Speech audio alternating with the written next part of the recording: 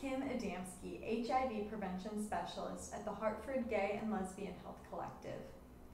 Ever since the COVID-19 pandemic hit, we've been talking a lot about creating and maintaining romantic relationships when physical distancing is necessary.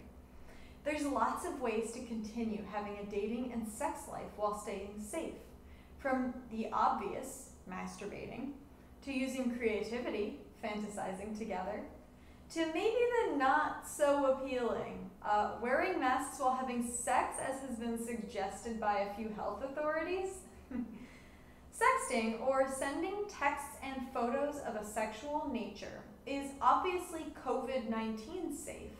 You can be across the world and still sext, or you can sext from your apartment to your neighbors. However, there's still important safety considerations if you want to sext your partner or partners. First is the one your parents always warned you about: the potential for somebody to use any sexual messages you send to hurt you.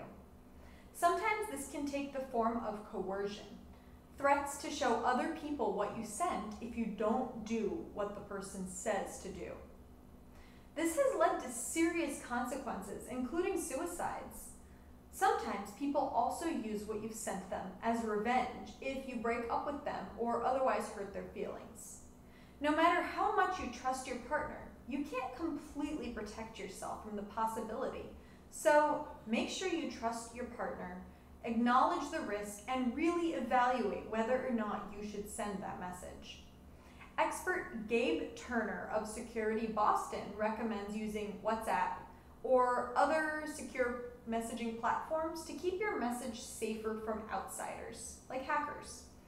Hackers are probably less interested in your sexual messages than those of a celebrity, but the possibility still exists. Even if you're not famous right now, imagine what would happen if those old sexts were to be publicized online or sent to a colleague, someone you're dating, or a prospective employer or school years from now. So be careful what you send, tweet, or post, because things online never truly disappear.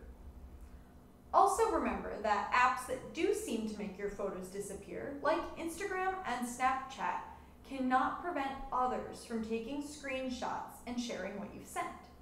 So be wary of these types of apps. They won't necessarily keep your photos safe. On another note, if you're underage, there are legal restrictions on sexting. Specifically, it's illegal under federal law to send or possess nude photos of a minor, even if you too are a minor, according to Planned Parenthood. It's legally considered child pornography. Consensually sexting in writing only may not have legal repercussions for teens, but it can still be shared with others and cause social consequences. If you're a parent, it's a good idea to talk to your kid about the potential risks of sexting.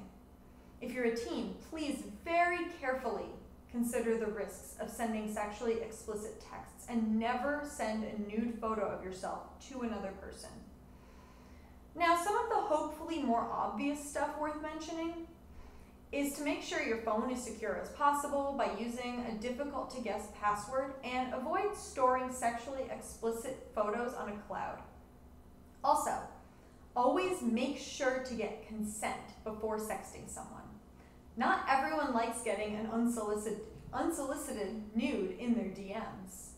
And just like any other kind of sex, never ever pressure somebody into sexting you or share what they've sent to you with other people. If you remember nothing else from this video, please remember to always carefully consider what risks come with sexting, as well as the benefits. After all, the reason people sext is because they enjoy it, and it can make them feel closer to a trusted partner when they can't be physically close to each other. But remember that there's no way to make sure that your sexts are completely secure, no matter what you do.